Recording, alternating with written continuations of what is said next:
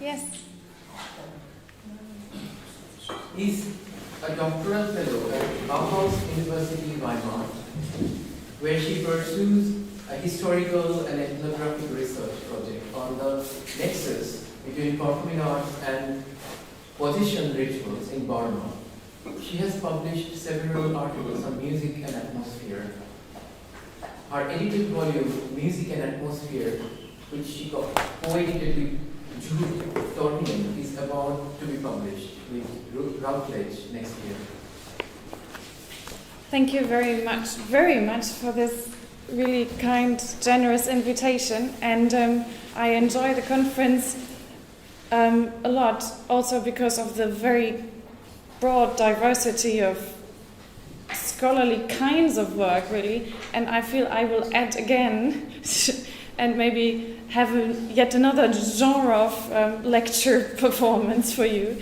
I'm a musicologist, so I have a perspective on affective atmospheres from musicology, where maybe some of you don't know, but the notion of affect was the dominant paradigm that was used to analyze music for 200 years, even more, in the Baroque area, where you have the musicological doctrine of affections, which deals with the body, and so this was like the paradigm according to which every musicologist would analyze music with regards to affect and affection. So the German word is Affektenlehre.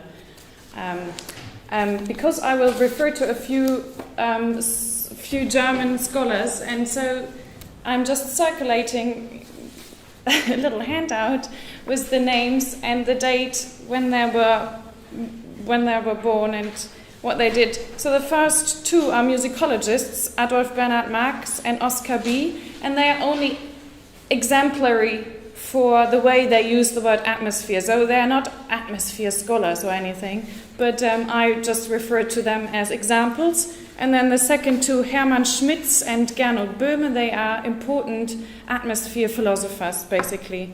And then two other terms that I'm going to use that you might not know, or that maybe I pronounce them wrong because of my non-native English.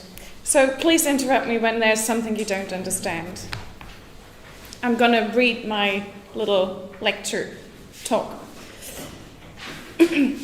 So this talk is structured in 3 parts. I will first elaborate the notion of music as atmosphere, because this is what I was asked to do here, that I proposed in an article in 2015. Secondly, I will give you a glimpse into the genealogy of the German term atmosphere and its use in German music scholarship.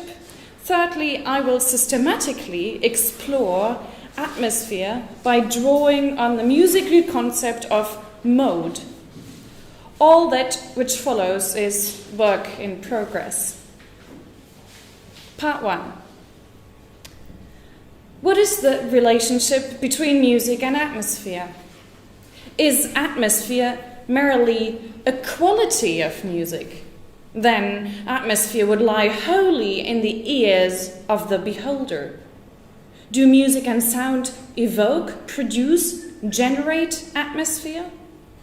If so, music and atmosphere would have to be ontologically different and linked to each other in terms of causation, one causing the other. We would thus have to conceive of music as an abstract object or virtual force that would only take effect in the real, the social, the tangible, namely the atmosphere.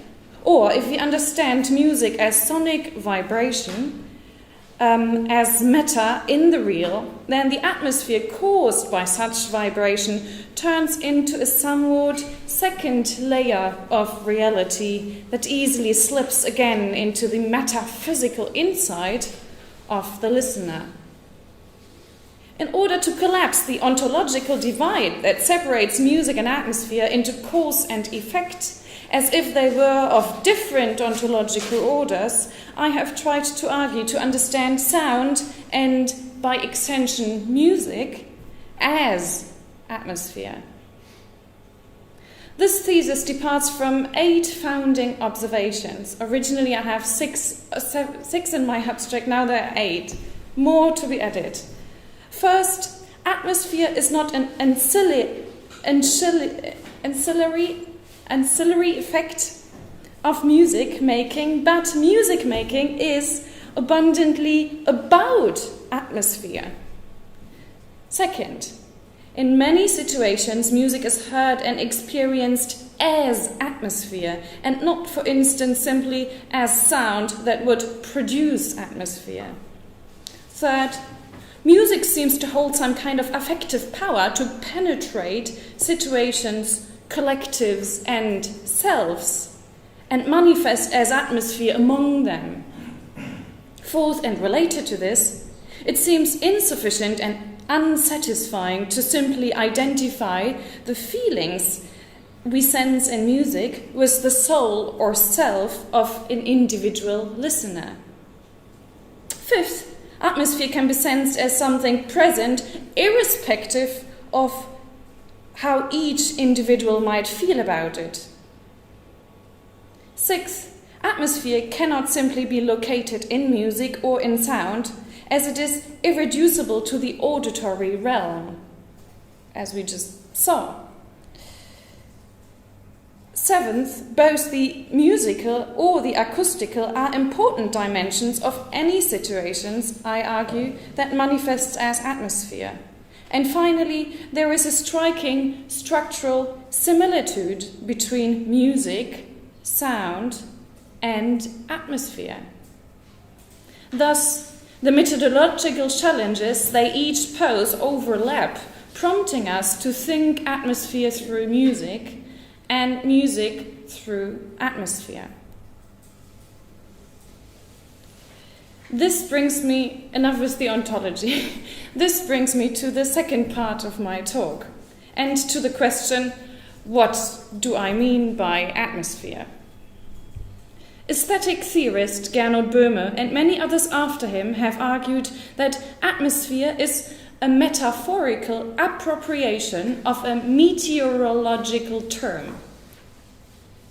Yet the genealogy of the term in German language tells a more complex history of semantic shifts that, from its inception in the late 17th century, render vague the very difference between metaphorical and meteorological meaning of the term.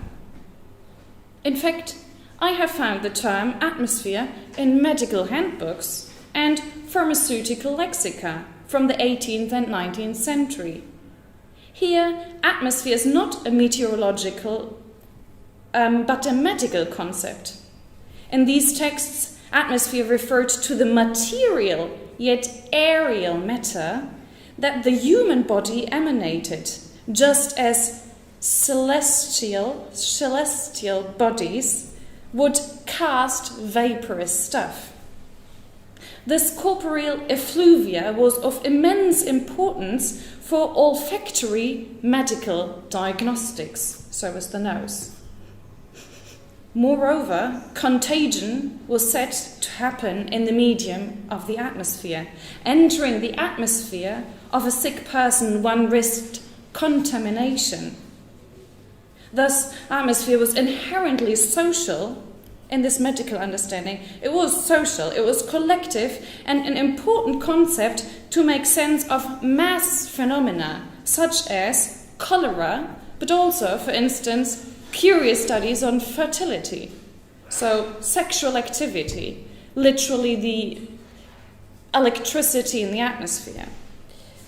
This anthropocentric atmosphere, however, didn't only concern the medical condition of a body.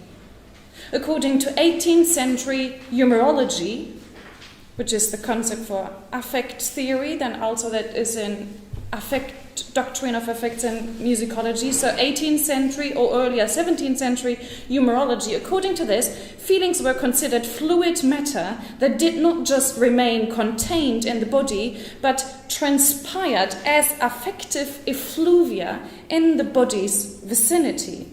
Thus, feelings and character, an important 18th century term, character, could not only literally be smelled, how sad someone is, they also became spatial as they would fill the room in which a person was present. So there are beautiful literary accounts of this, which I can't quote here. Atmosphere could thus announce the presence of someone in a room, or it could linger after they had left. As social media, or what Alain Corbin has called social emanations, atmospheres were telling of the emotional state of a person, but also conveyed affective knowledge about their gender, their class, their occupation. According to what you eat, that's how you smell, that's how you appear, how your atmosphere manifests. Thus, in the poetic and aesthetic use of the term, from the late 18th century towards the onwards, atmospheric scent and atmospheric sensuality came to stand in metonymic proximity rather than in metaphorical distance. When musicologists started using the term in the mid-19th century, they considered atmosphere both as a meteorological aerial medium and as a corporeal emanation. And I give you two examples. The first professor of music at Berlin University, Adolf Bernhard Marx, for instance, spoke of a, quote, musical atmosphere with regards to the church organ and the orchestra in the mid-19th century. For Marx, an individual tone emanated an atmosphere of overtones and timbre that endowed each tone with character. Without this atmosphere, tones would remain abstract and dry. This atmosphere, which he also calls resonant matter, or, quote, sound mass, literally gripped the listener in a church or concert hall with overwhelming power. Even though the atmosphere that emanated from tones was paratonal, by its very definition, Marx insists that it constituted, quote, the very fullness of being of tones. So this is 150 years before sound studies, right? Or 100, at least. This notion of atmosphere as corporeal emanation was also used in the study of opera, and I think that is quite important to film music, actually, around the turn of the 20th century. For instance, musicologist Oskar Bie, who taught aesthetic theory in Berlin and whose books and very life were forbidden by the Nazis, Bie described a character on Richard Wagner's opera stage as being shrouded in an atmosphere of music. It was, however, not the singing voice which literally issued forth from the body of the operatic singer, which manifested an atmosphere about him, as you would think, according to the source domain of the metaphor, or the source domain of the word atmosphere as an emanation. But Bie describes the orchestra as having an atmospheric function, one that endowed the singer with an atmosphere. How? But if we still think here of atmosphere as corporeal emanation, then how could the sonic atmosphere produced by the orchestra emanate from the body of the singer on stage? The orchestra was neatly hidden in the orchestra pit. It could only be heard, but it could not be seen. It was precisely under this acousmatic condition of the hidden orchestra that the musical atmosphere could be transposed on the body of the singer. Brian Kane quotes a 19th century anonymous commentator who observes, "Imagine how much more atmospheric music becomes when it resounds unseen." Here, however, it is not the dematerialization of acoustic music that renders music atmospheric, as Kane argues. Rather, the source of emanation is substituted and transposed from the body of the instruments, from which the sound literally emanates, to that of the singer, as if the musical atmosphere materially emanated from the body on stage. Just as the medical atmosphere was telling about the medical state of the body from which it emanated, so was the orchestral atmosphere that vicariously or virtually emanated from the singer's body, indicative of the feeling state of the stage character which the singer embodied. So as if the singer was like, as in the film, as if these women embody, as if the sound comes out of their bodies, is somehow linked to their bodies in this acousmatic condition. In both Mark's idea of the atmosphere of tones and in B's idea of the atmosphere of stage characters, atmosphere is understood as a mode of appearance. Timbre and volume of sound were for Marx the very mode in which a tone came forth and gripped the body. The orchestral accompaniment of the operatic singer, the singing body and voice was the mode in which a persona appeared on stage in character. So the orchestra provides the singer with a mode of appearance. This brings me to my third part and last of this talk. I would like to take this idea further and propose to think of atmosphere not simply as a spatial intensity nor as an object of perception, but instead as a mode. Atmosphere manifests, I argue, as a modulation of a scene, a landscape, a space, a time, a person. Timothy Morton, a great theorist on atmosphere, has called this process rendering, which you know from filmmaking. Atmosphere renders a world in a different hue, just as an image can be rendered in a particular color scheme. A photo filter that imbues the image and thus the memory in which it was taken with an intensive atmosphere. A landscape at night might be charged with atmosphere because the moonlight, or the absence thereof, renders the entire world in a monochrome mode of shades of black, which may even obliterate the difference between earth and sky, void and matter, human and non-human. The atmosphere of the night here is not a locatable object in the world, but a mode in which the heterogeneous objects coalesce in one characteristic color scheme. The same can be said for odors. The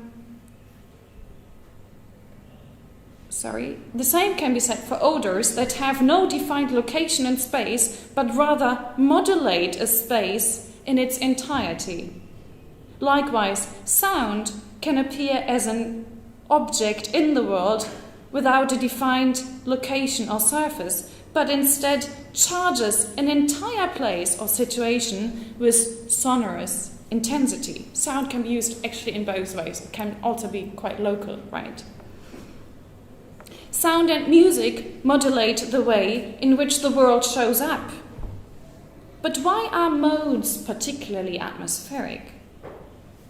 I suggest that music actually provides us with the epistemic tools for analyzing musical atmosphere in terms of mode. So, what is a mode? A mode, in the modern sense of a scale, determines the pitch relationship in a musical piece. A mode provides the tonal material in which music unfolds, and thus always affects a musical piece or improvisational process in its entirety, until a new mode comes in by way of modulation, a new track, a new movement, a new morning, a new season, a new feel. Musical modes have a strong affinity to moods and to being atmospheric because they are not an object in their have no being in their own right, but they affect, they transform the whole musical situation. In its extended sense as fashion, style, manner or way, or in German Weise, an important Heideggerian term actually, musical mode is not to be reduced to pitch relationships. Friedrich Schiller, buddy of Johann Wolfgang Goethe, Friedrich Schiller writes at the turn of the 19th century that rhythm serves as a tool, Werkzeug, a tool to provide a dramatic production with, quote, an atmosphere because everything is subjected to the law of rhythm, end of quote. For Schiller, rhythm is a mode that combines, quote, all characters and all situations of a play into one seamless whole. Everything is in the same rhythm. But also, vocal timbre is a mode where timbre and the affective materiality of voice is pushed to the fore, for instance, by the use of the microphone. Mood can be powerfully invoked. You all know this from pop music. Since modes always concern a situational whole, they can be said to operate mereologically, a term that you have on your sheet. Mereology is the study of whole-part relationships. A scale, for instance, is structured mereologically, a musical scale. If you change one pitch or one interval in a scale, the entire scale or mode changes, and with it, the mood, like major and minor scale. You just changed not even a full interval, just a tiny one, and the whole, it's an entirely different thing. The same is true for rhythmic modes, where only a slight alteration of a beat may invoke an entirely new genre and thus feeling. Even in the historical understanding of atmosphere as effluvia, atmosphere concerns and demarcates the whole of a persona, which is also emphasized during that time. The atmosphere is both distinctive for that person and a singular unified impression of that person, in which the numerous elements that make up a character collapse in one meaningful whole, meaningful impression. As I discovered recently, it is already in 1905 that the notion of atmosphere was first systematically introduced as an aesthetic concept into the study of the performing arts. In a lecture held in Weimar in 1905, I missed this on your list, but a lecture held in Weimar by Hugo von Hofmannsthal. Familiar? No? I can write it on the board. Great author, German author. Hugo von Hofmannsthal proposed the notion of atmosphere for the study of dramatic plays. Rather than being concerned with the relationships of the characters, he urges attention to the space between the characters. He says, the whole, the shared Dasein, being from which they would emerge. So this is theatrical theory around the turn of the century. Quote, I could speak of the music of the whole, or of harmony, of soulfulness, Durchseelung. But this imponderable, this impalpable, this nothingness that yet is everything, I would like to term atmosphere. And then he has a whole lecture on why we have to study theatrical plays in terms of atmosphere. This lecture gets entirely forgotten. No one discusses it. Here too, Hofmannsthal emphasizes not the relationship between characters on stage, but the way they each are embedded in and emerge from the whole of the dramatic event, namely the atmosphere that holds it all together. So a Mariological concept in Hofmannsthal's terms. Following this, the study of music as atmosphere would delve into the Mariological structure of both music and sound. Indeed, precisely those musical and sonic elements that operate in a modal and thus Mariological manner seem to be critical to the dynamics of atmosphere. However, I am far from suggesting that each musical mode be mapped onto a particular feeling in a positivist manner. What is important to a mode is the modulation. So mode has to be thought of from the perspective of modulation. The threshold that sets it in contrast. So the kind of atmosphere theory that I propose is a threshold theory, following also on the work of Marcel Corbuson's notion of threshold. Even the most monotonous techno beat eventually breaks. The music of percussion ensembles in Burma that I study heavily uses this musical technique of invoking atmosphere.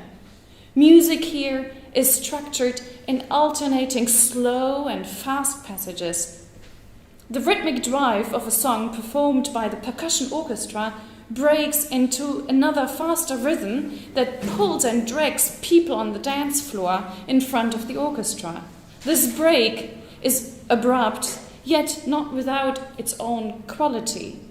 Instead of just speeding up, the slow rhythm modulates into a fast rhythm in a very complex manner, thus affording a threshold experience that seems to be crucial to atmosphere and, following Marcel Corbusson, is also fundamental to the spiritual fabric of the situation.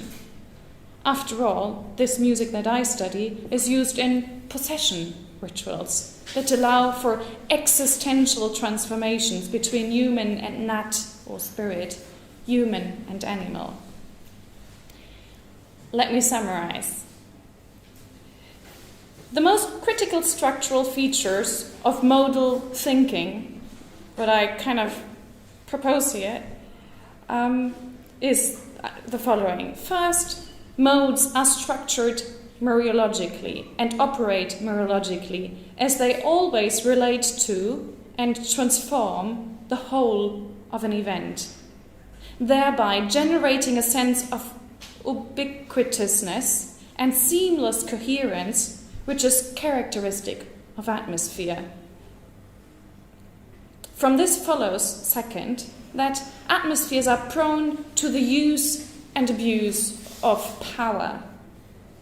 Just as a ruler can be said to subjugate a country, atmosphere wields authority.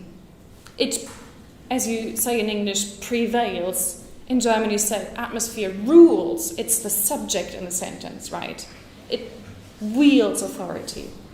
Not only do resistance movements or jazz sessions mobilize atmospheres to life-affirming ends, but also concentration camps are driven by atmosphere. Third, modes are always in the plural. There is not one musical culture that I know of that only has one mode in the sense of scale, as in that case, the concept of mode and melody would collapse. So you need at least two modes in order to have a concept of mode in a musical culture. Fundamental to mode is the observation that one and the same musical piece can be fashioned in a different mode without losing its identity. Thus, the affective atmospheric power of mode is most tangibly mobilized in moments of modulation, at the very threshold where one mode replaces another.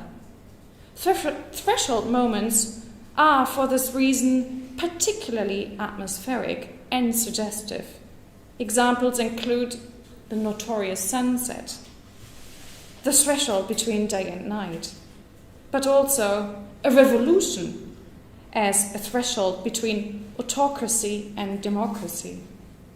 Or when a string ensemble starts playing with the damper. At all these points, atmosphere is made tangible.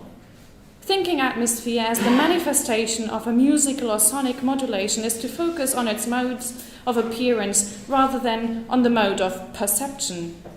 The modal thinking, which I have tried to sketch out here, is thus less related to Michel Gion's modes of listening, for instance, but has closer resonances maybe with Bruno Latour's modes of existence, and thus with the many modes of existence of listening beings.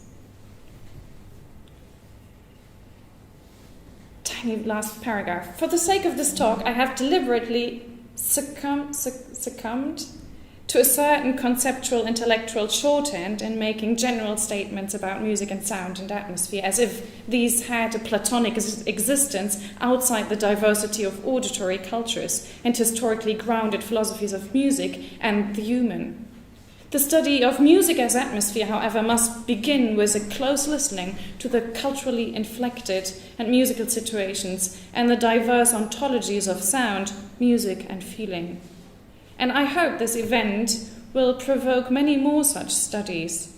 My own research on Burmese transformation rituals hinges, for instance, on the Burmese term for affective atmosphere, a compound noun made up of the three words feeling, social collective, and vaporous emanation. Thank you.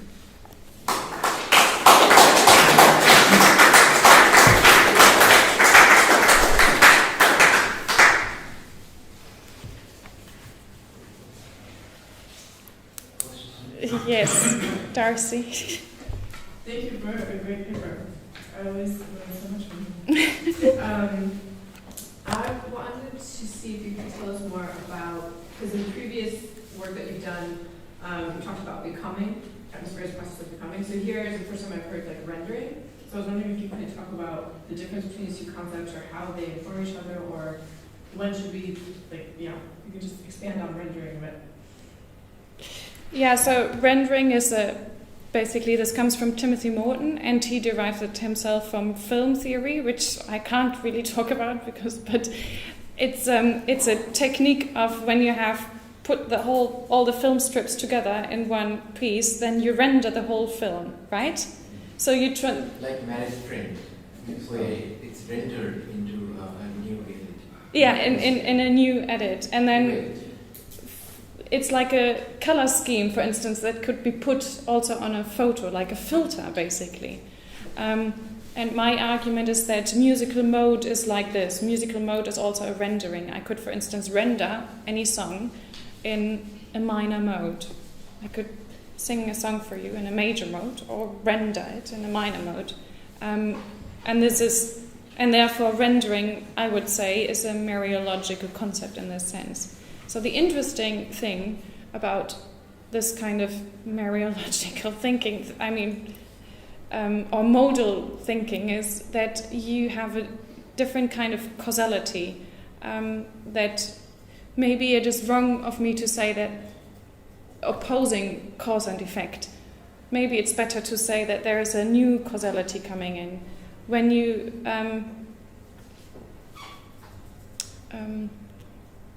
sorry, I got a little bit lost. So when you render a piece, or when you put a musical piece into another mode, then you change the whole, and the whole changes the parts, which is also a concept in which climate actually was conceptualized by early climate research.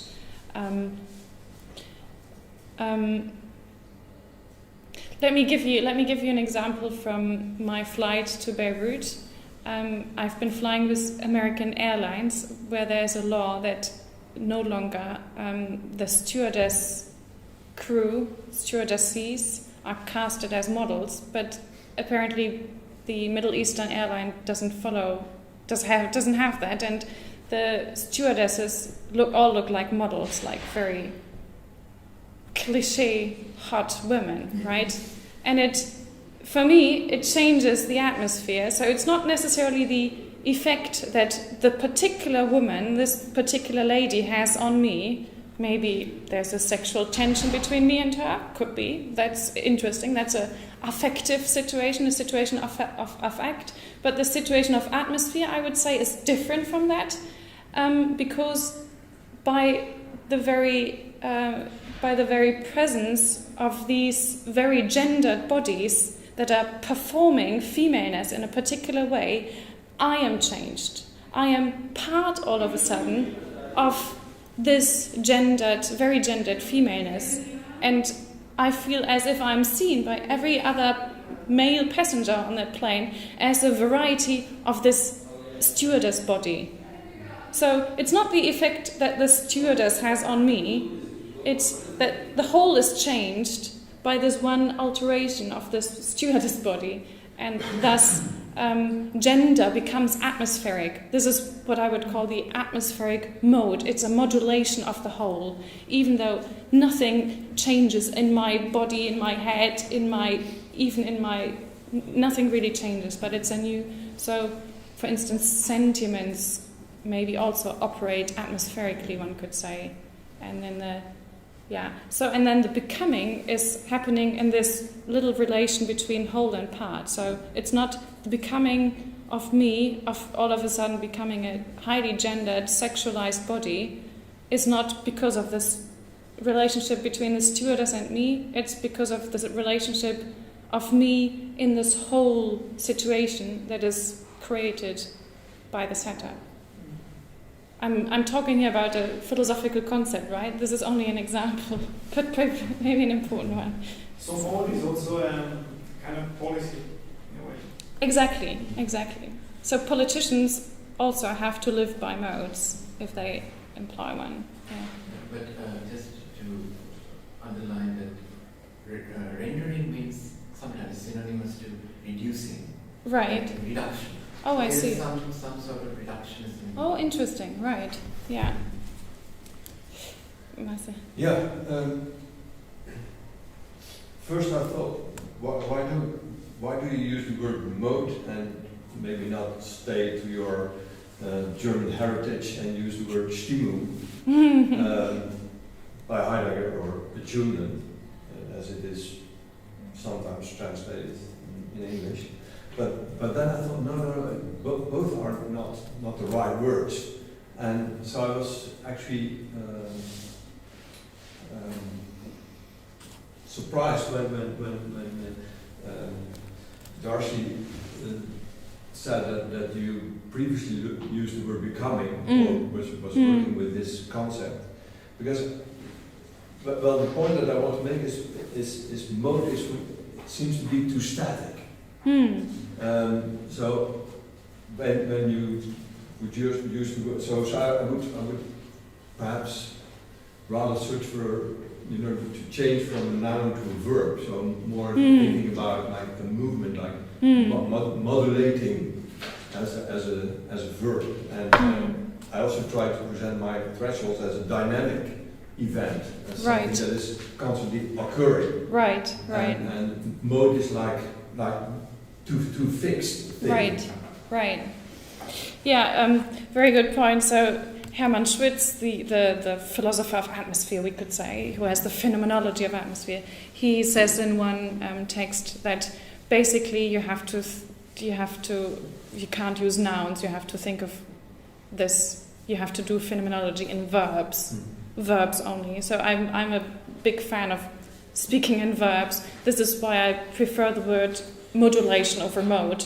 So to not think mode as the static concept, but to approach mode from the perspective of modulation. So it's always an operation, it's always a rendering, it's always something that is performed and is happening in performance. And these thresholds only make sense then precisely in this process. And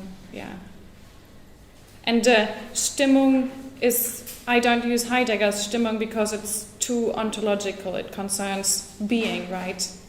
It is related more to Dasein rather than to modes of existence. so to say. But yeah, there's the phenomenology of Heidegger and then the phenomenology of Schmitz are quite far away from each other in a philosophical argument. Yeah. But to follow on from Right. Marcel's point, doesn't the same thing apply to rendering, which is, as a digital metaphor, seems to have limitations also, because it's rendering is moving towards a finality, whereas atmosphere is something that's constantly in flux. Even your story about the flight attendants, that could completely change. Oh, totally. Suddenly change their minds about that. Whereas rendering, you're always talking about reducing down to a final cut. It's in a way a destructive, kind of destructive edit. Yeah. To take the audio term. So, yeah. That's a very good point, actually, and also makes the metaphor maybe unusable in a way, because modulation is not arriving at some final. After every scale comes another mode. There's no final mode. Maybe that's true. Maybe that doesn't work. I love Timothy Morton's metaphors. That they're great, inspiring, but then they're sort of unusable. Suddenly full. Well, I've never even given that a thought. But yeah, that's true. Maybe there is some sort of human agency involved. Sorry? Human agency. Human agency. Who is rendering? Human. Atmosphere is generally a non-human phenomenon. Like it's there, existing outside of the human conscience. The humans, they intervene and render something for their own consumption, entertainment, and such and such. So Yeah, but that has no relationship to rendering as a digital process. okay, rendering. Rendering as a digital process is something you set going and then you go away and have a meal or. Yeah, to talk about who's doing what, who's producing the atmosphere is yet an entirely different topic that I try to not touch on here. So I'm working on a book manuscript of this auditory setting about human agency of atmosphere. right. Oh, interesting. And rendering is a very crucial concept. Yeah. But the relationship to possession that you made is, which you sort of went over very quickly, but that seems extremely interesting. Yeah, that's, for instance, a modulation. You can think of this as an existential, very existential modulation. Then maybe Heidegger's Stimmung would be usable again. The very Dasein is at stake. But it's not Dasein who determines the Stimmung. Stimmung is determined by Dasein. No. It's the Stimmung who determines the Dasein. Yeah. Yes. Oh, sorry. Yeah. Exactly. I agree. Yeah. Stimmung determines the star. Yeah. Yeah. After Heidegger, the German phenomenologists have focused more on have used psychological studies to discuss atmosphere and Stimmung, and not anymore this ontological distinctions.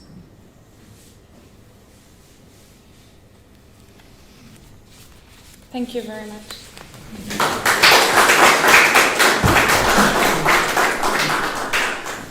He has a PhD in regional planning and public policies. His research deals with the relationship between urban and regional planning, public policies, and sonic environment. Such relation explores new potentials for urban regeneration, particularly processes and local development. Thank you, Buddha. I will just a couple of minutes to set up. Sorry for that.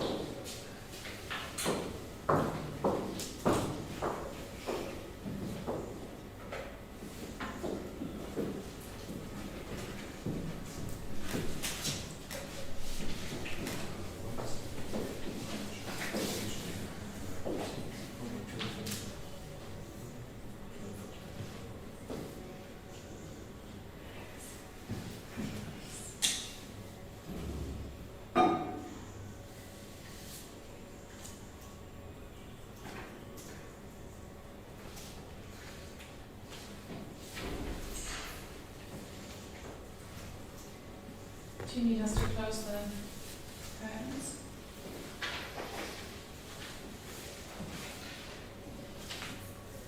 fine. I like this slide. It's not important. Just to follow a bit the discussion. So sorry, just one moment. It's a bit hard.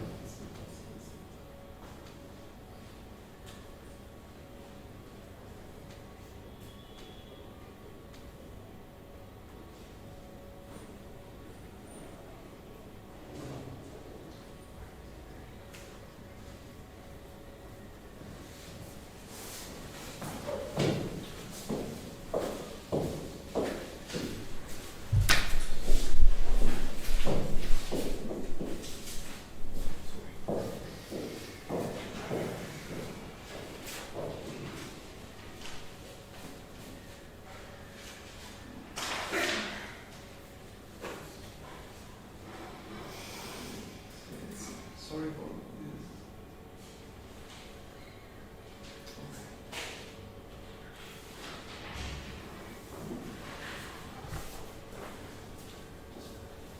Okay, so thank you. Good morning, everybody, and thanks for the invitation, Buddha. I'm really happy to be here. This is oh, just running.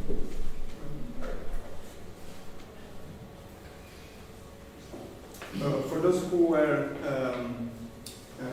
at the concert yesterday night, I was presenting some of the field recordings I'm now discussing about today. And I don't know why it is.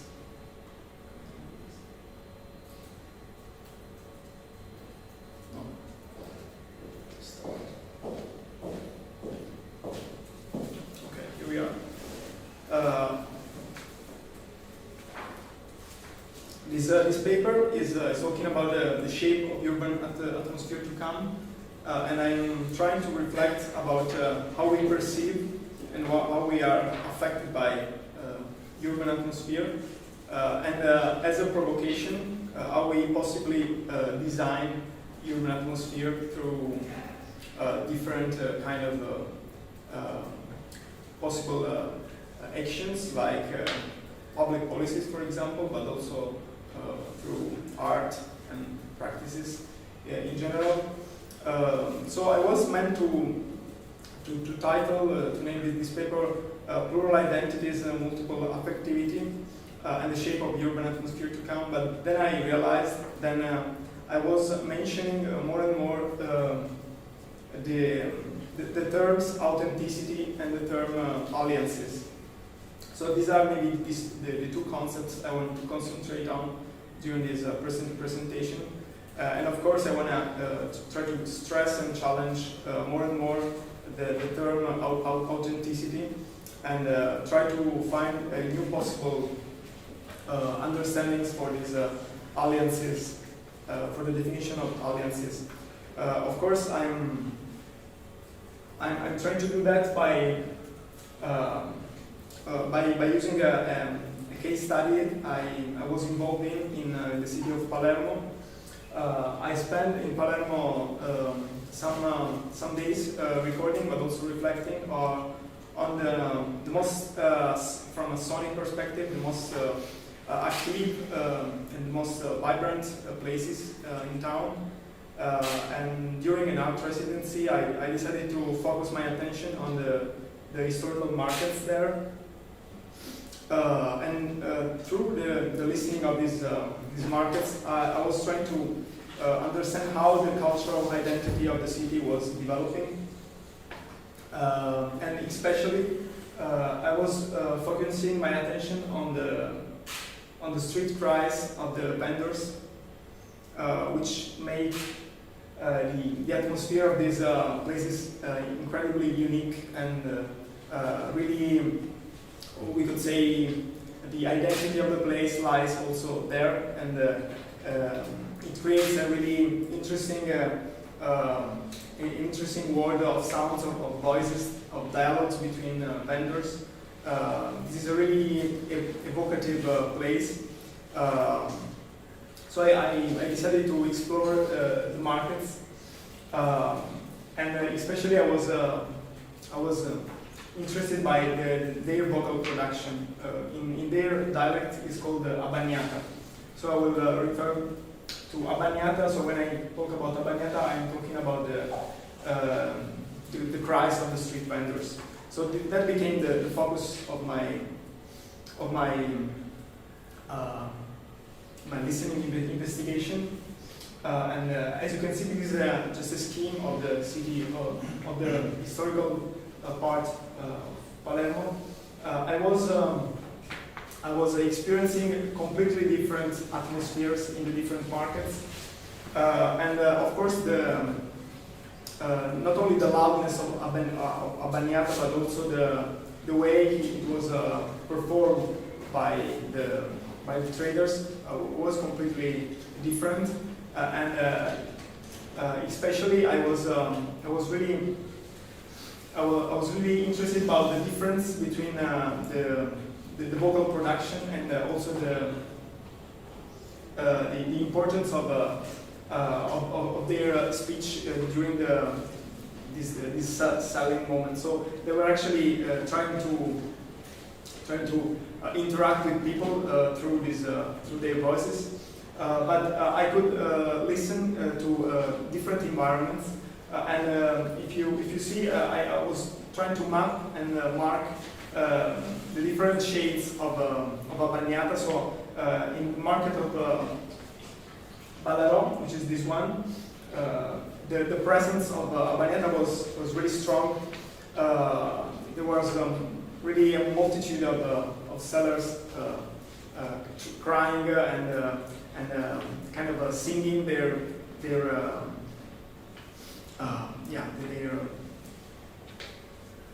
as a way, as I said, as a way of presenting their goods for better selling them. In other situations like Mercato del Capo or Bucceria here, the experience of Abbagnata was less intense, as the market was facing a critical situation because of a lot of problems related also to the neighbor themselves. So there was a strong connection, as I realized, between the neighborhood and of course the market, and how the market was in a good condition or not, was presenting itself as a healthy place or not. So the most critical neighborhood, especially Bucceria, showed a loss in this practice, in this everyday practice, and that was really remarkable. Also because Bucceria had a strong and really difficult past. That was the city, the place, the area of the city which was bombarded by the Americans during the Second World War, and after that it was never completely redeveloped. So it was the most critical part of the city, and still is right now its market is kind of vanishing because of the so many factors, the rise of street commerce in general, but also the way how the neighborhood itself affects the healthy state of this market. So the first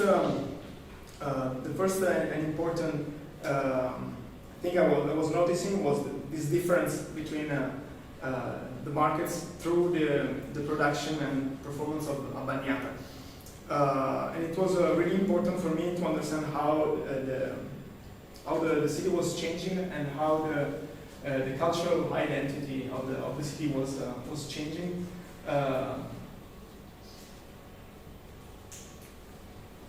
I was structuring the first during the first time I was there my residency in two parts. The first part was about asking all the vendors how about their practice, how they learned it or not, whether they were performing it or not, and how and why. And so I collected all this material together, producing then a kind of audio documentary out of it. And then I was also recording their voices, producing an audio piece, which was part of the material you listened to yesterday night. So these two materials together were trying to combine my ideal balance between academic research on the policies and the planning issues of the city, and both and also the way how to evoke this traditional vocal practice. I was really interested about the loss of a bagnata. So this really traditional element of the city was vanishing. Of course, under the pressure of let's say capitalist economy, and this loss was really important to me because I was trying to figure out how whether I could consider a bagnata as a cultural identity to be safeguarded, and how to safeguard this vocal production. So if the market is running really good, then automatically we could say the bagnata would continue to be performed. But as a matter of fact, the market itself is losing its energy, its vibrancy. So this practice itself is just going. And of course, also the market sellers were kind of aware of it, but they were accepting this situation as a condition, as a matter of fact. While my intention was to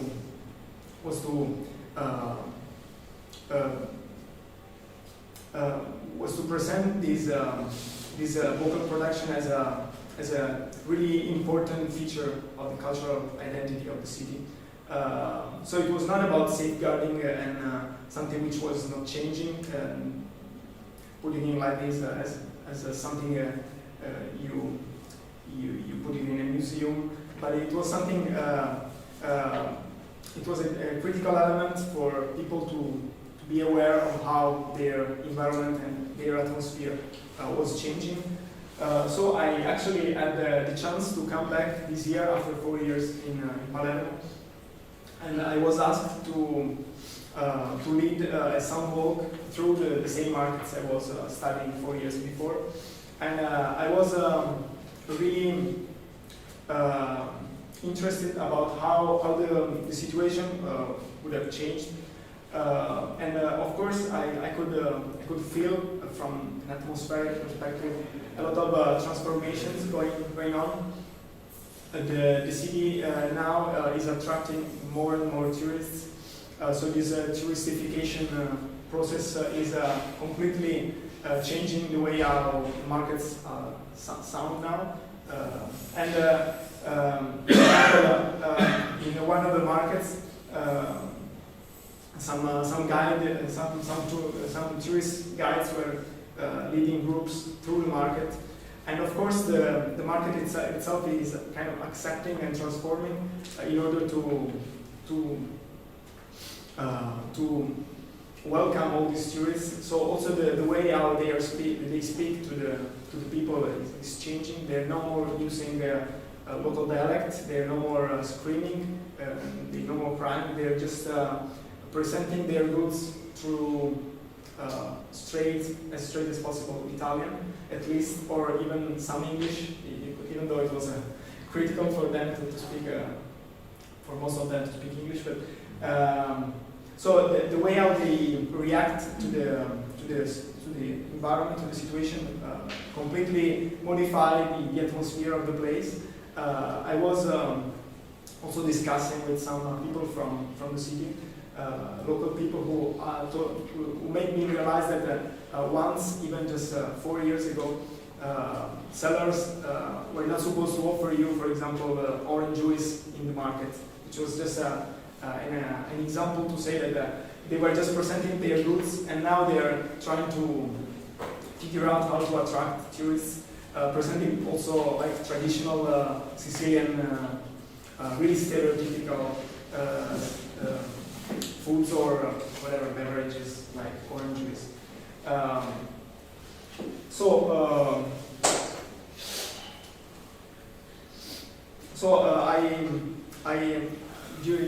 Inside my paper, I'm trying to use it as much as possible what I could learn from this experience, and how to think about how the city are changing, and how the tourism is also modifying and domesticate the local production of the market sellers.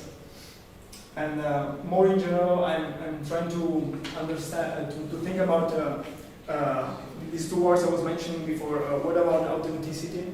How the market is still presenting itself as an authentic place to be. So how long are tourists going to be attracted by its authenticity, or just they go there because the guide tour lead them there.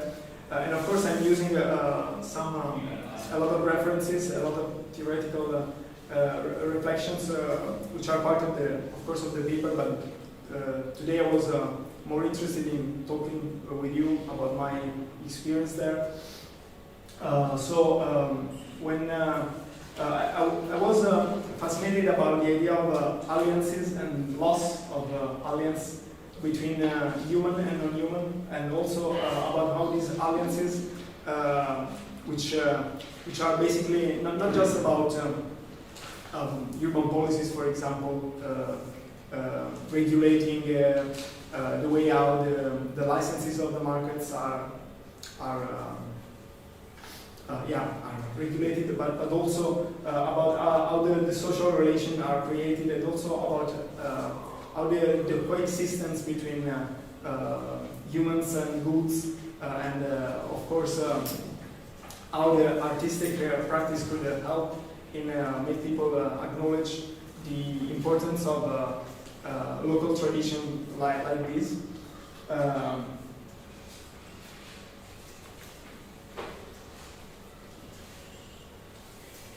I ended up thinking about how the historical markets were under the pressure of this capitalist atmosphere, which is actually pervasive and ubiquitous, and is in order to survive is trying to reproducing its ideal features. I was thinking about, of course, for example, the Venice reproduction in Las Vegas. So these kind of things, what is the sonic atmosphere, or the atmosphere in a wider sense of a completely reproductive, completely copied version of stereotypical and beautiful places like Venice, for example. So authenticity is, of course, really a challenging term, and what can we do as human being? We can just think about our sense of intimacy, and we can also refer to the tonality of this specific atmosphere, and reading and listening through them, trying to be as much aware as possible of these transformations, of course. So I was really interested about perceiving the city through the everyday practices which are going on there, and for me this process of listening to this affective atmosphere is the first step toward new political alliances to come. So of course they should be political. This discourse is really political in the way that that it is not about being aware of the transformation themselves of a single aspect of our everyday atmosphere. Is about how these aspects, these elements constituting the traditional atmosphere are just losing without our agency. So I was trying to reflect on this sense of coexistence, informed by, of course, by our sensorial body and by the oral, which should be one of the ways we could monitor as well the public space and how it reflects the political situation. So, thank you.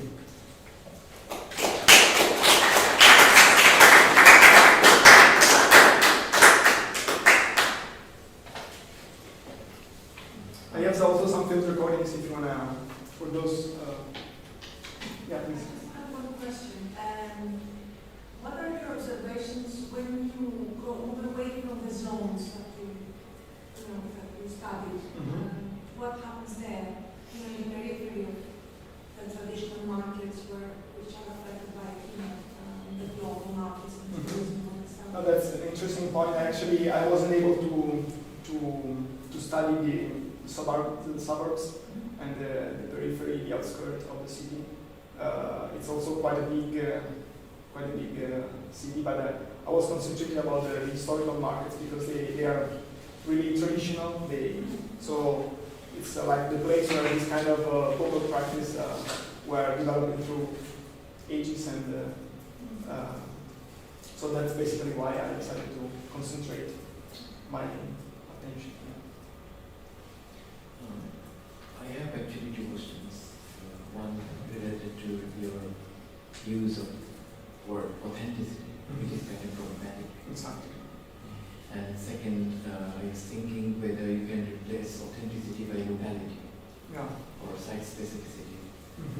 But at the same time, I was thinking it's a kind of question for me also generally when my work. We need advocate for underlining or emphasizing locality or protecting, safeguarding locality. If we relate it to authenticity, then there is a danger that nationalistic inclinations might be kind of triggered with protecting national pride or national tradition. Do you find this kind of equation dangerous, or how do you negotiate? That's really interesting, and I agree with you that it's a problematic word, but I think that we should use problematic words and be aware of their potential. I'm also really curious sometimes to use the term identity, which is even more problematic sometimes. But I also think that we should be aware that, for example, the identity is something in continuous transformation. So if we think about the term as a really fixed term instead of a flux, then we can fall into the authoritarian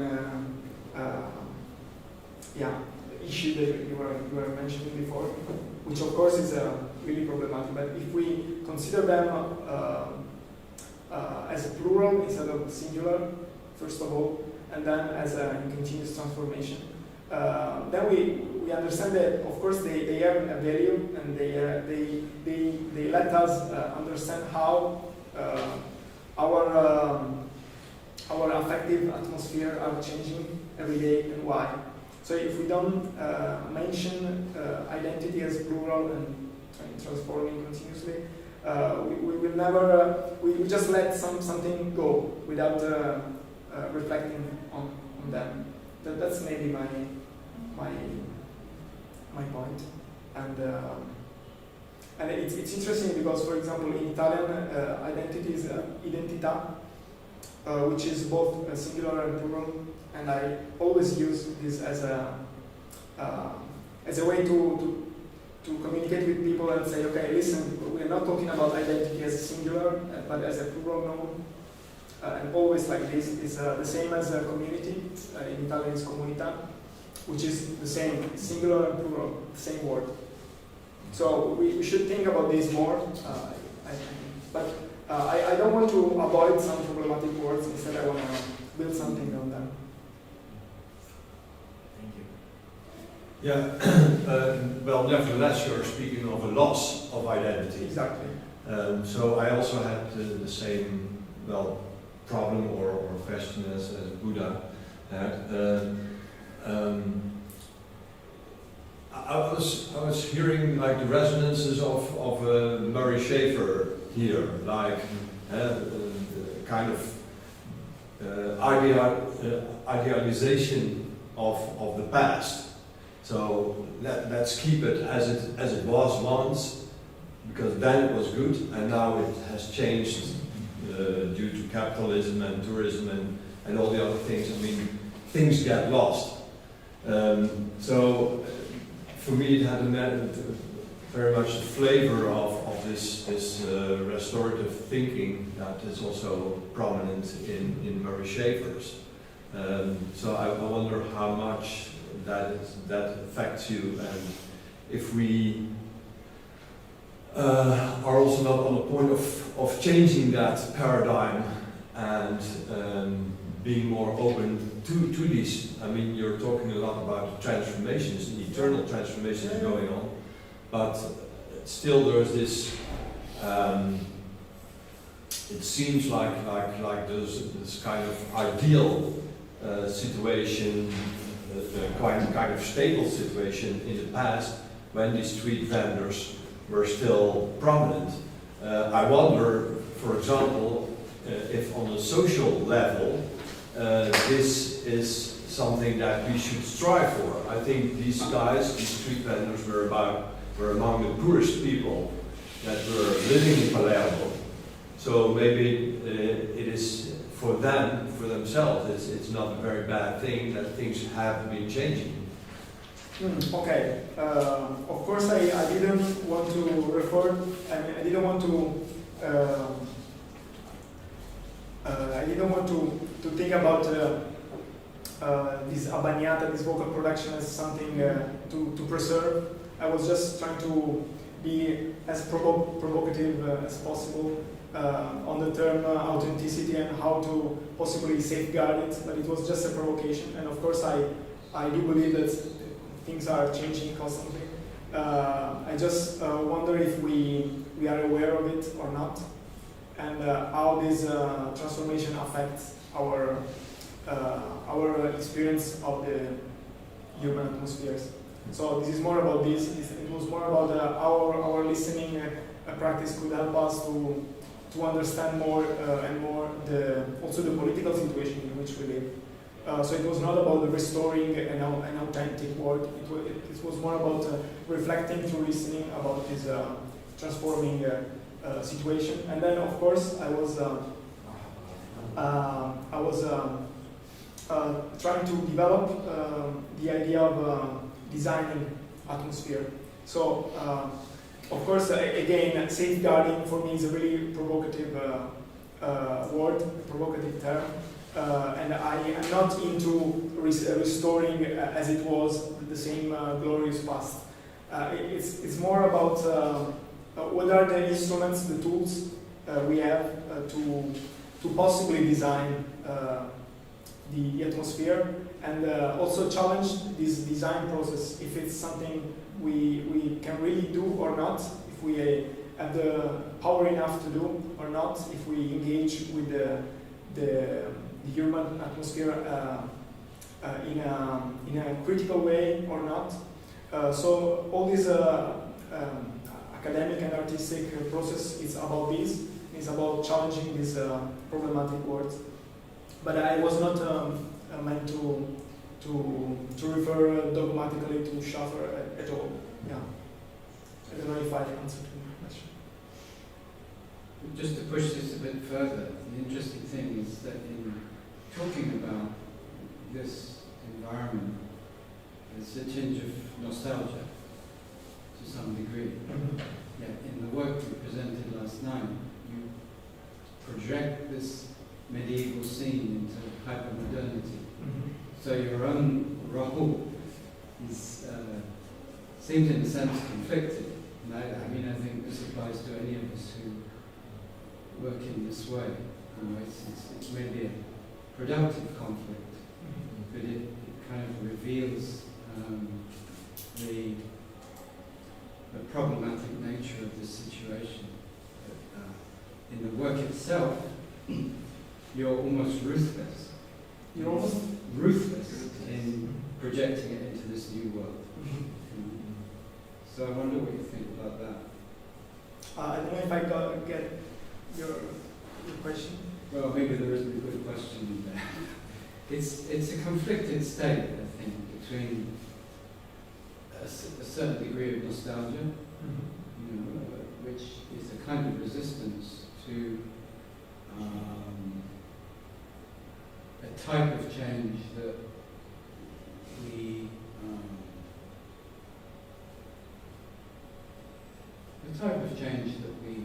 are critical of. And yet in our work, all of that nostalgia disappears. Well, not all of it, but most of that nostalgia disappears. And we're quite happy to transport the market into a completely hyper-modern atmosphere. Yeah, no, I think that it's an exercise of thinking on different levels about this. And as I said before, and also as you mentioned before, trying to find a balance between an artistic practice and an academic and a theoretical one, maybe let you also develop different languages to deal with these kind of issues. So maybe this is why the performance I was presenting yesterday and this presentation were kind of combined together in a way, one informed the other, and vice versa.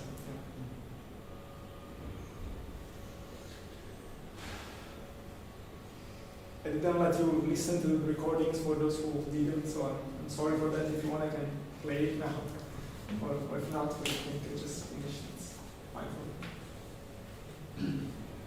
If you have something online, you can provide the links. Yeah, later, sure. Yeah.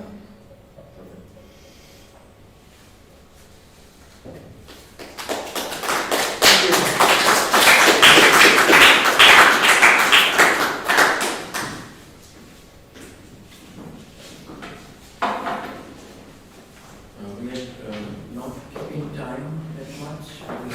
The organic development of discussion to be encouraged, but we are slightly late.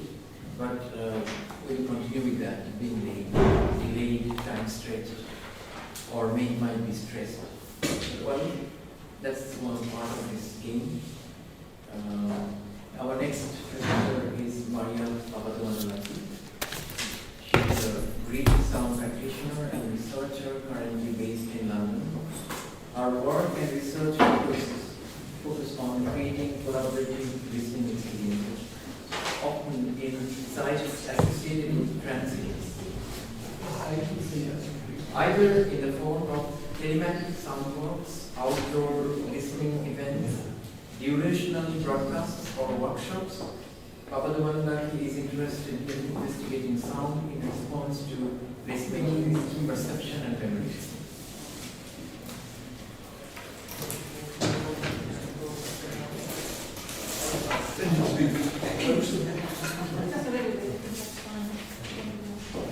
Thank you, Buddha. And thank you for inviting me here.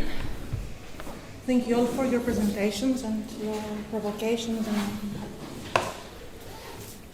questions and discussions. This is important for me to experience for many reasons.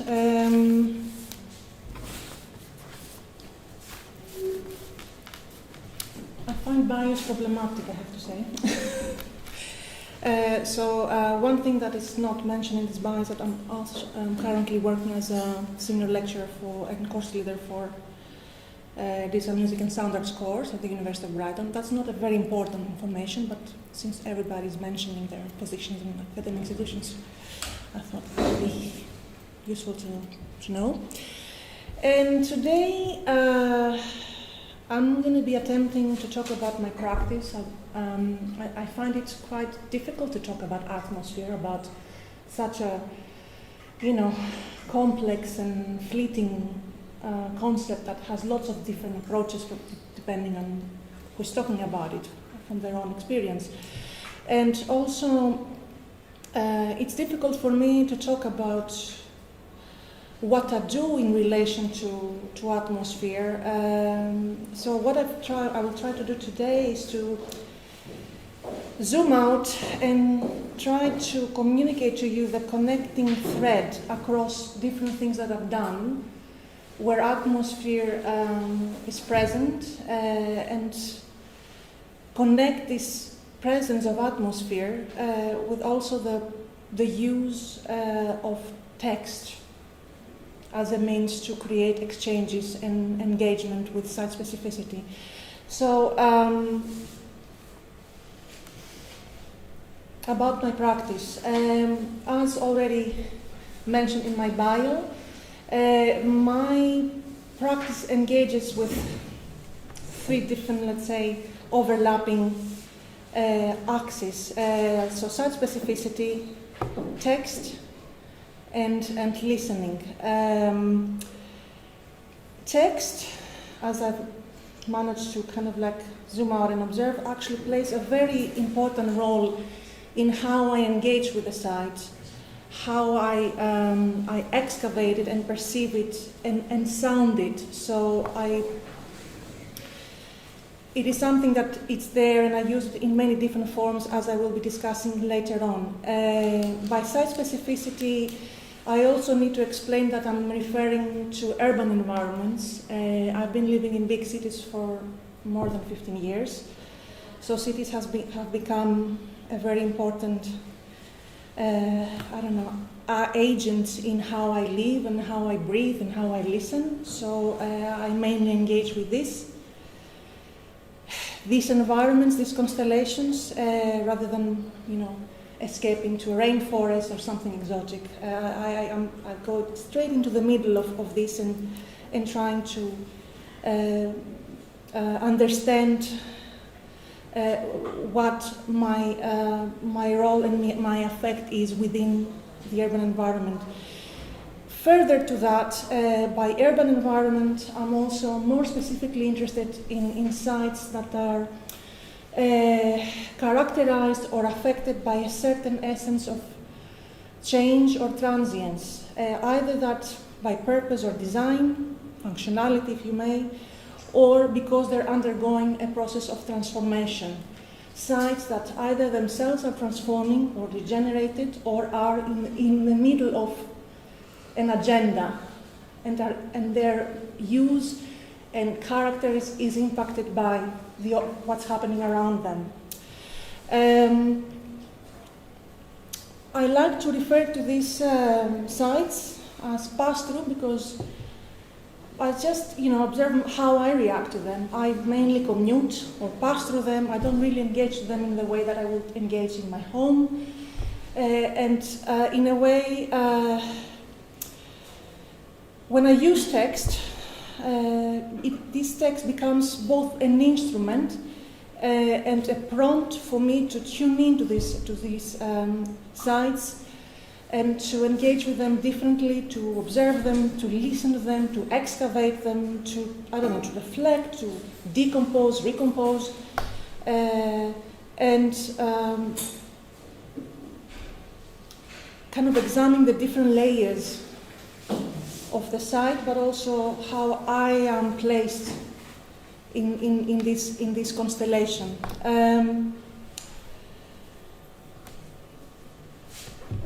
So what I do is site-specific, but also the text that I use is site-specific itself by its very nature. Before starting writing my own texts, I was very hesitant.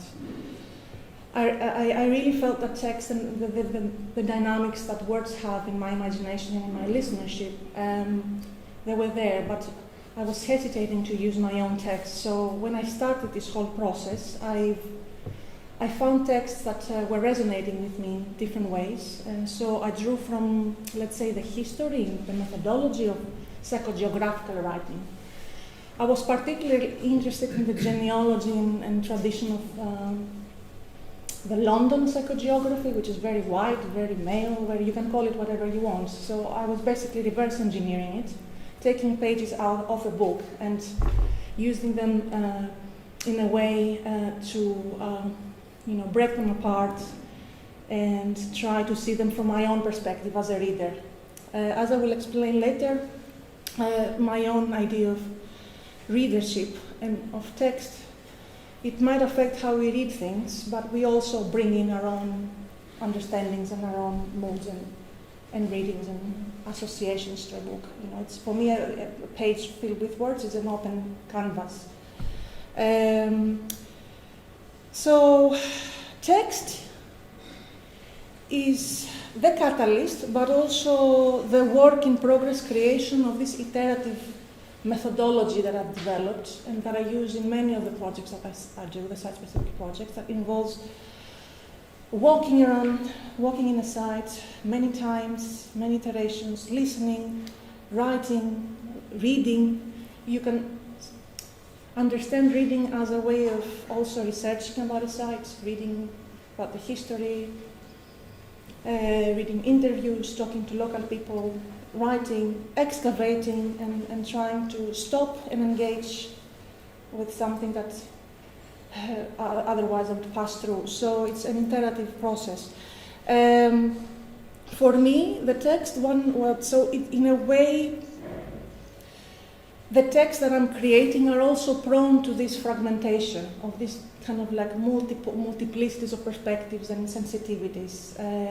The texts that I make are as fragmented as the different perspectives that I'm, engaging with, and they carry elements of the environment, the affective tonalities, the textures, the histories, the politics, the personal resonant themes, the emotional, the social undertones of an environment that I engage with. So for me, once the text is read or written, acts like a prompt, more like if I want to make a parallel to how John Cage had the songbooks or maybe the Fluxus event scores, where these are open scores for different approaches and interpretations. I'm using the text as a prompt, as a score to create something. But so what happens after that can take different forms and different shapes. So it can be a performance, it can be a workshop, it can be a songbook, but the text is there as a backdrop to inform the practice. As I said previously, I'm interested in the dynamics between what the words can do to the imagination and the perception of a site. The words of a text in my practice are there to be internalized and be felt as a trace in the actual site and social plane. So when I'm there, I'm not having a piece of paper reading the text. I've spent time with the text, read it, it's resonating with me. So whenever I go back to this iterative methodology, it's there, but it's also not there. It's in absentia. I'm using the word shifter here. It's a shifter that can assume different meanings to different people when I'm using it, for instance, as part of a workshop, and can also be assigned to different aspects of an environment, material or immaterial.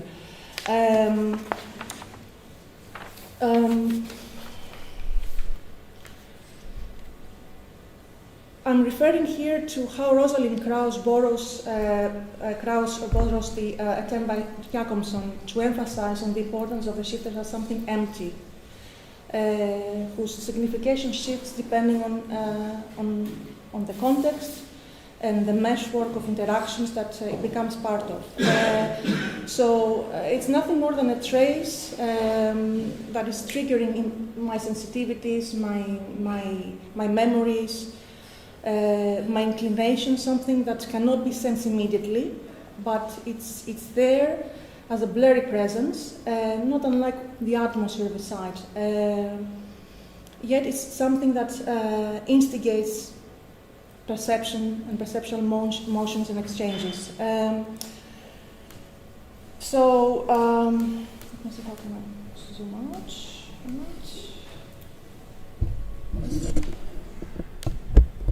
Is it too silent?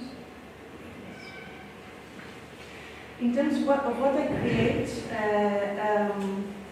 as part of the different projects that I've been doing, as you can see here, I have like lots of different samples of text that I've created. You can assume different shapes and forms depending on the context of the sites. For instance, you know, some instances it can become like a more complex poem. In other cases, it's like a pragmatic diary entry. Or it can be like a scorecard for a workshop, or it can be an audiovisual piece, like in this example here. So this is a video, I don't know if you can see it, that I created for one of my telematic performances. It's called A Certain Geography in Motherhood. A Certain Geography is a series of site-specific soundbooks that I've been doing. And this is one of the most challenging projects that I've done because it deals with a quite internal atmosphere or environment, that of motherhood.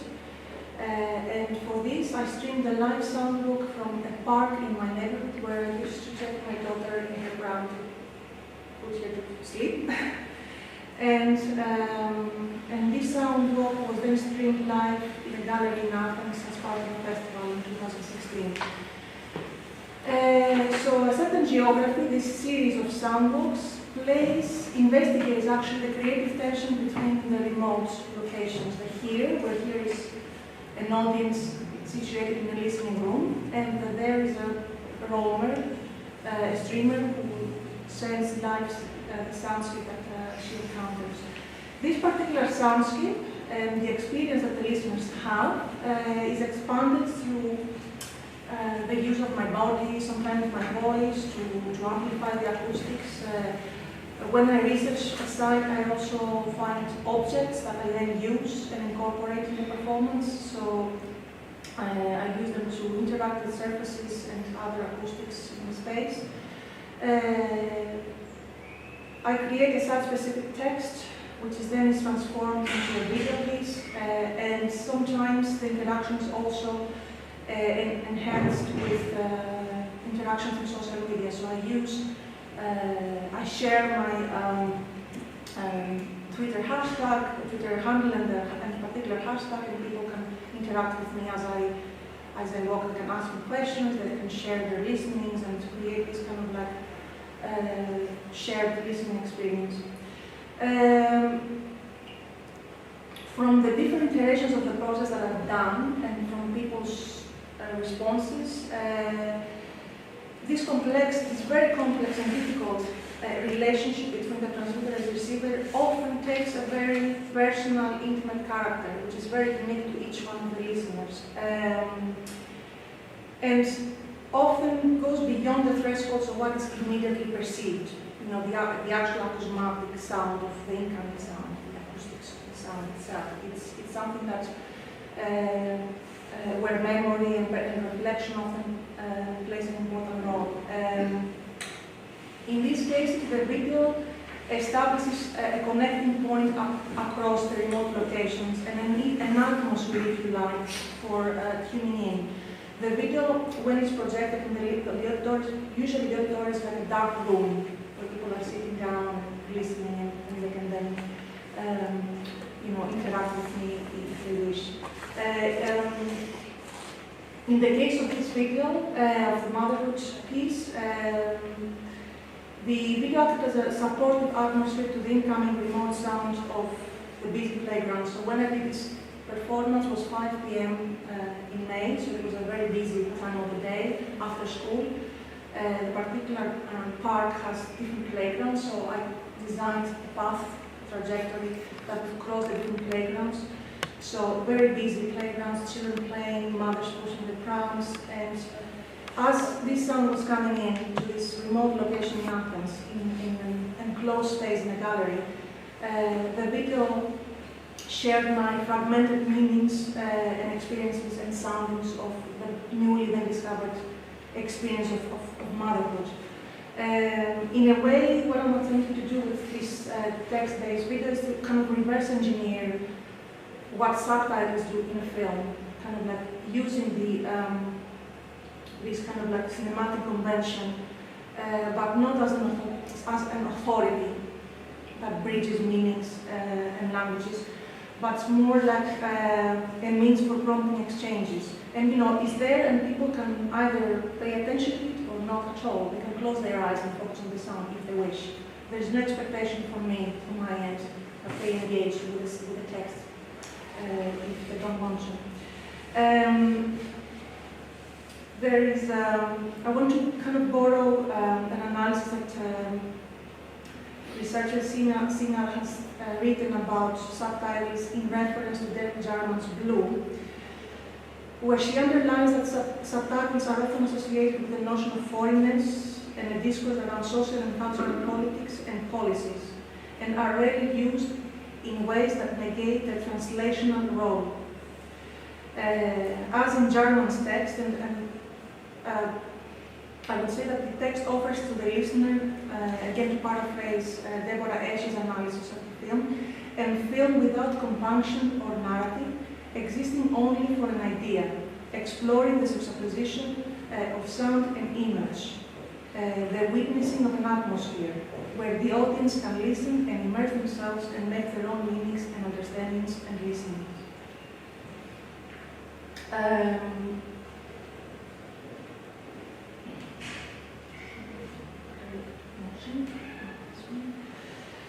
Which takes me to, I don't know if you can see the full screen here.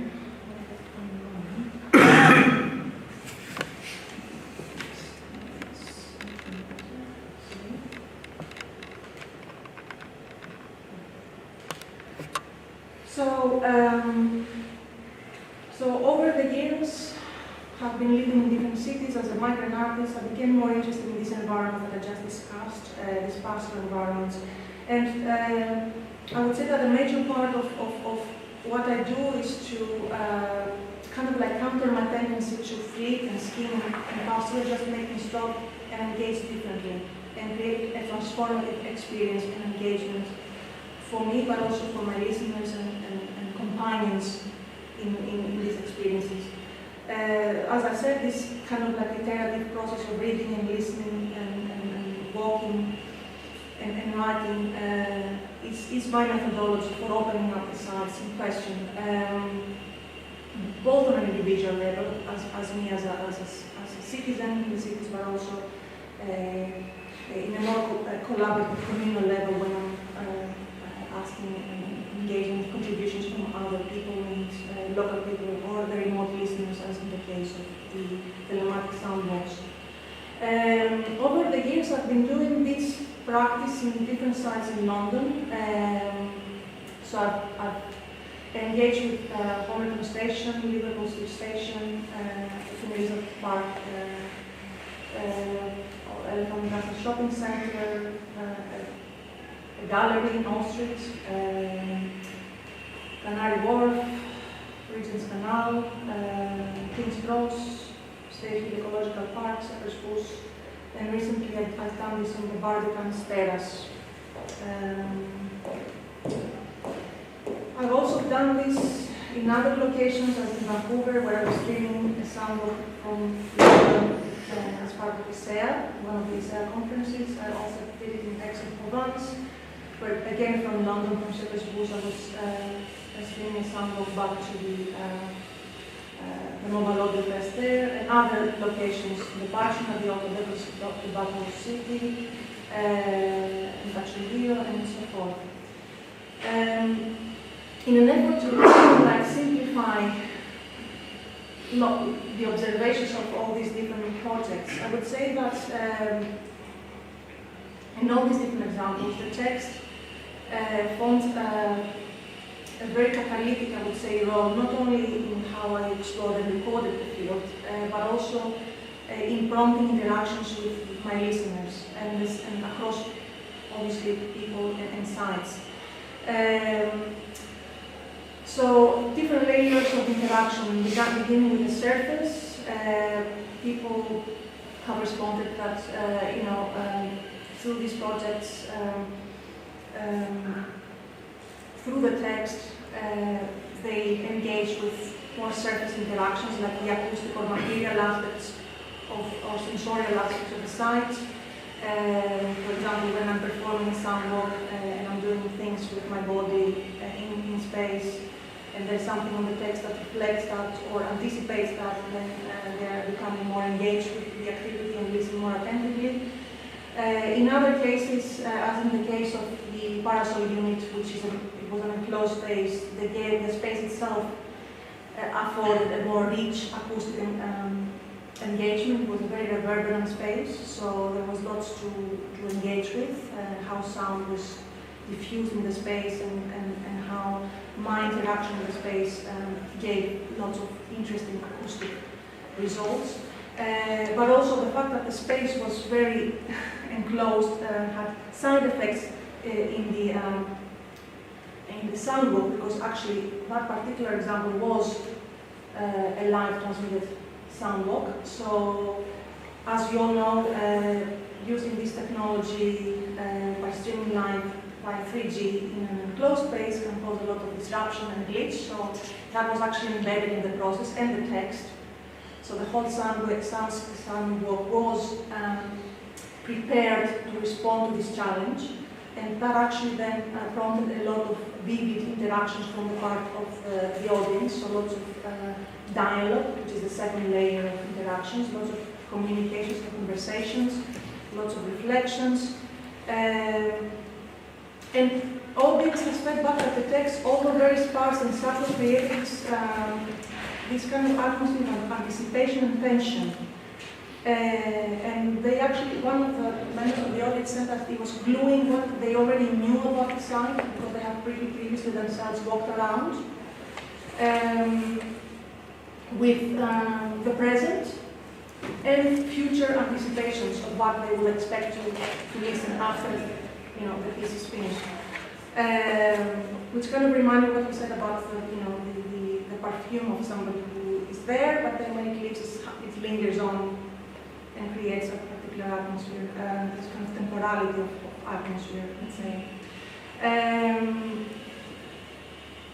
And they also said that it kind of like this exact sense of anticipation and tension created also, it was key for this connection between what I was streaming and the transmitter and the receiver. This kind of like they were expecting for me to come back at some point, but they didn't know where that would happen. So it was a kind of like tension between me and them and how I was moving in space. In other instances, as in the example of the walk in Athens, the motherhood walk, the audience from feedback received had enjoyed the overlaps and tensions and antithesis of time between the remote soundbook and what was happening on the liminal text, which actually they felt it allowed more space to listen attentively, but also to reflect and minimally interact via Twitter. So I received a couple of people asking me where I am, and then I sent a photograph and things like that of the experience. In other cases, as in Ljubljana or Liverpool Street, the specific texts that were used were actually used as a series of soundbooks, site-specific group or individual, let's say, activities, where the participants were locals and they were asked to previously interiorize the text and perhaps pick resonant themes that they would then use, resonant themes from the text that they would then use to listen to the sites that we visited. And dialogue and conversation was quite important. And then also reflection proved to be, which is the kind of like the other layer, the deeper layer. So lots of memories and reflections through conversation, which led to us kind of like participants have felt like a more subjective and personal perspective to the listening, which kind of reminded me of what you were saying in your own research about contemplative listening, so hyper listening, which is this precognitive association of the sounds, that sound is a sense of triggering into a zone and into mindfulness of experiences of similar sounds. So the sounds of the station, for instance, would bring similar sounds from previous experiences or iterations of other stations, and they would make lots of different associations with memories of traveling and things like that. So this sense of contemplative listening and that kind of like is supported by the very nature of the text, which also has embedded in it this temporality, temporal layers of different listenings of the same side at different times, and maybe then the role of memory of similar sounds in other sides. So the text provides a form of, I would like to argue, fossilized atmosphere that, as explained before, establishes a sense of continuity between the past and future into the very present, and serves as a way of tuning into an atmosphere of a place, be that present, we are all together in the same site, or remote. As already explained, it supports a sense of anticipation within the constellation of atmosphere. And I would like to borrow Emmentor's opinion and theory about that, who highlights that atmospheric attunement is frequently anticipated attunement. It, in a sense, is already in motion within the listener's perception. As much as the text might color people's reactions, it is also colored by people's personal memories, feelings, and moods. Sarah Ahmed emphasizes how intentionality plays a significant role in how we perceive and what we perceive. Affective atmospheres lie between the messiness of the experiential, the unfolding of bodies into worlds, and the drama of contingency, how we are touched by what we are near. Near in a sense of intentionality, of affective memories, and of course hyper-listening. As Ben Anderson highlights, we are in the midst of atmospheres that constantly flip between the objective and the subjective, undoing the distinction between the two. In that sense, Pink and Sumatoyo invite us to understand atmosphere as an ongoing sensory and affective engagement with our lives that takes in many impressions, sensations, and feelings. And as Bell insists, atmosphere does not so much reside in place as it emerges from our ongoing encounters with it, opening up potential as we feel our way through the world, a process animated by affect, but not completely defined by it, especially extended quality of feeling. The use of text in different forms and shapes prompts and supports this ongoing engagement with our lives through sound and listening. It highlights the need to understand atmosphere as a constellation of intentionalities, materials, and environments. This form of codependence within the experiential and the emphasis on sound and listening as we feel through our worlds is what I refer to in my practice and research as a sonic perceptual ecology. In it, atmosphere acts as a trigger for tuning into our environments through our intentionalities as we sift our feelings through the world and generate measurements of interactions. I also prefer to use the term counter-atmosphere to highlight the fact that site-specific work functions as a critical lens against preconceptions of finitude and staging, as well as authoritative, narrative, and hierarchies often encountered in transient urban environments. Through this constellation, the text, as a shifter, acts as a tuning fork, if you like, prompting us to imagine, contemplate, reflect, and listen. Temporality, mobility, and spatiality play an important role when discerning the details of each constellation. In my practice, when I analyze projects, I choose the term node borrowed from Kevin Lynch to refer to the spatiotemporal particularities of a project. Atmospheres are not generic entities, as already explained. They are site and time specific and rely on our movement to them, so in a sense, they are mobile and fleeting as we are. In this constellation, in my work, sound becomes a means to challenge all definitions and reciprocate exchanges by means of sound and voice, performance and dialogue, vulnerability as opposed to authority. The presence of an intimate and subjective voice that contemplates and communicates affective memories is therefore highlighted as an important contribution within the sonic perceptual ecology. I would like to borrow and expand here Mikhail Bakhtin's notion of the utterance and his idea about the polyphonic nature of communication, and the fact that our voices, our utterances, are a polyphonic composition of other voices and other utterances. We become who we are in speech and language through others. Our voice is inhabited by other people's words, but also other listening sounds and voices, and what we consider as our doesn't necessarily belong to us. The measure of sonic perceptual ecology is another affirmation of such a perspective because it is a field of pluralities and polyphonies. Our internal seek-through is our way of resounding these voices, of reconnecting the inside with the outside and realizing that they exist simultaneously, and that by instinct we are listeners more than viewers. Bakhtin's definition of the utterance opens this dialogue of encounters and positions each different element of it in a polyphonous chain of interactions of voices affecting each other. In a similar manner, the text functions as a unique monad that in itself reflects all texts, the interconnection of all ideas, since are all realized in utterances. Thank you.